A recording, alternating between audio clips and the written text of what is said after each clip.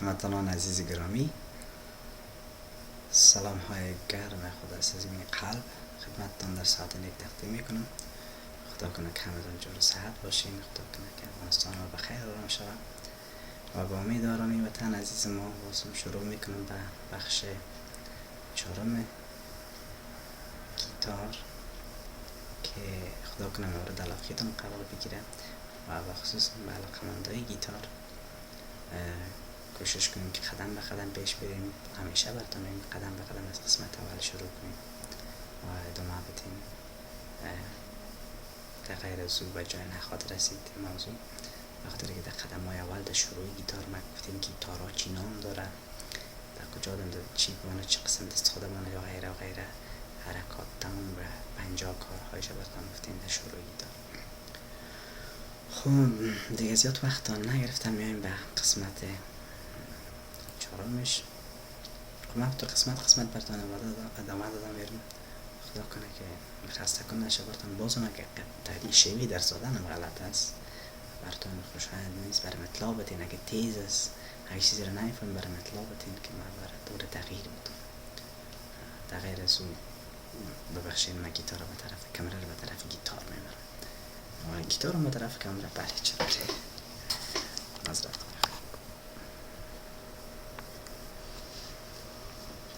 خب شروع میکنیم. بازم مشکل براتون سریع نشان بدم. ای شد ای ماینور،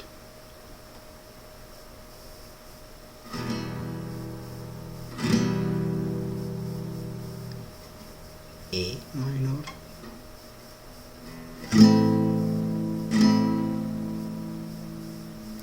ای ماجور. اینی کلک اضافه میشه سر ای ماینور، کلک مابینی اضافه میشه خلاص.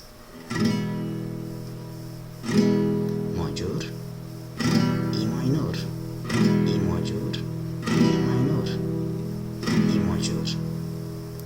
اناله ای ماجور، ای ماینور، ای ماجور، ای ماینور.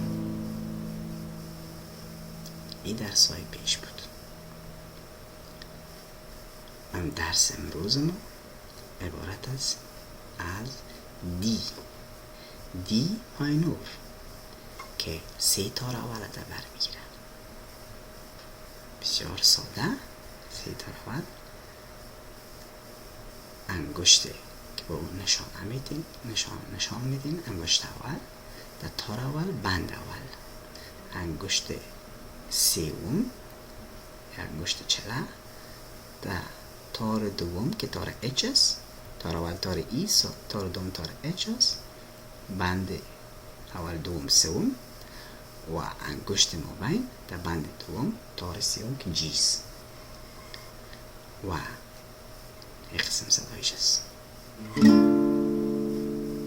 کوشش کنید که انگشتایتون خوب در بیخک بند، در بیخک کمر بند که از یکی دیگر را جدا میکنن، در بیخک پتپایه بگویمش یا زینه بگویمش، خود در بیخک هایش دستای بکنم صدایش خوب نرم به بالا که به خراب میشه صدای توجه هستیم خراب شد این بیخک. همیشه به این متوجه باشین، تمرین کنین متوجه باشین که دستان در اونجا باشه، بالا نباشه. خب آمدیم سر دست راست که دست راست اینجا چی میکنه؟ دست راست این کار وقت میکنه، اما کوشش کنین که همیشه در جای نه بسیار پایان بزنین نه بسیار بالا، نه در سر دهنه گیتار بلکه در آخر دهنه گیتار بهترین جای است. صدا دهنه آزاد بره، دم صدا رو نگیره، صدا که اهتزاز میکنه. خب حال آمدیم سر ای که شست دست راست که شست دست راست چی میکنه؟ اگه دانه ای رو بزنیم تار طبعا تار دی رو میزنه، تار چهارم تار دیس از پایان به بالا، تار چهارم تار دیس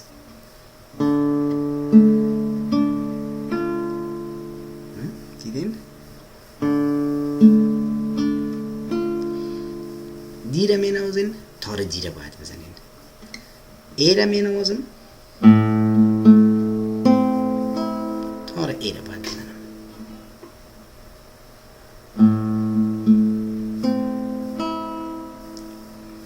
ای را می زنم، ای را می نوازم باید تار ای دست راستم در تار ای بره. شست راستم.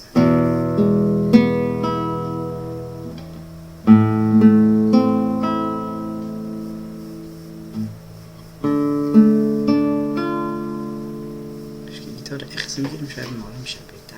اخس خب نمیشه که من بستر میشم.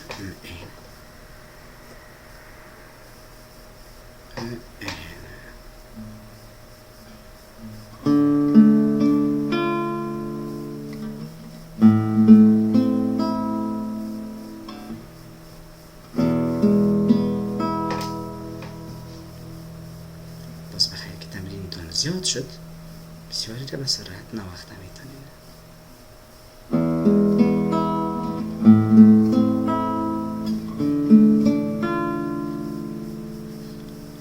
یعنی جمپ یاد بگیرین. ای خیزه از خانه دی و ای مول، از ای مول و ای ببخشین مول من میگمش و یا ماینور رو میگمش و ای ماژور، از دی ماینور و ای ماینور و ای ماژور.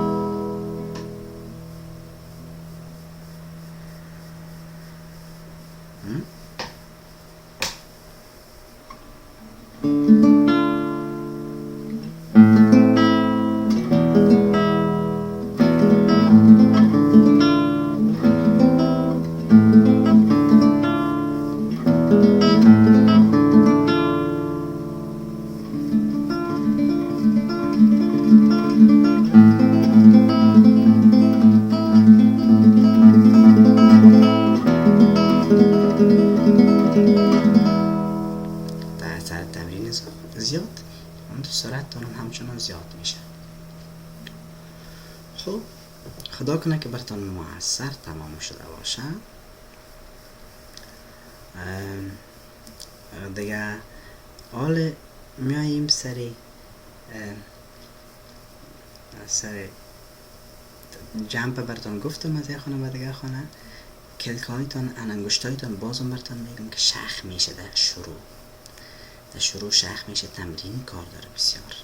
بعض وقت اوقات میشه که بند دسته درد میگیره. بند دسته کوشش کنین که دسته که مکش تکان بدین، پایین بیارین در پولیتون تکان بدین که خوب دمش راست شد. دسته دیگر را در پایین بیارین تکان بدین که دمش راست شد. خوب دمش رو راست شد. تا بسیار شخ نشین که باز دستان شخ نشه یا درد برناحق شروع نشه. بفایده تاثیر منفی داره. دینمی سه کرچ میتونید بسیار بس وضاحت یک خواندن بنوازین. کوشش کنید که جمپ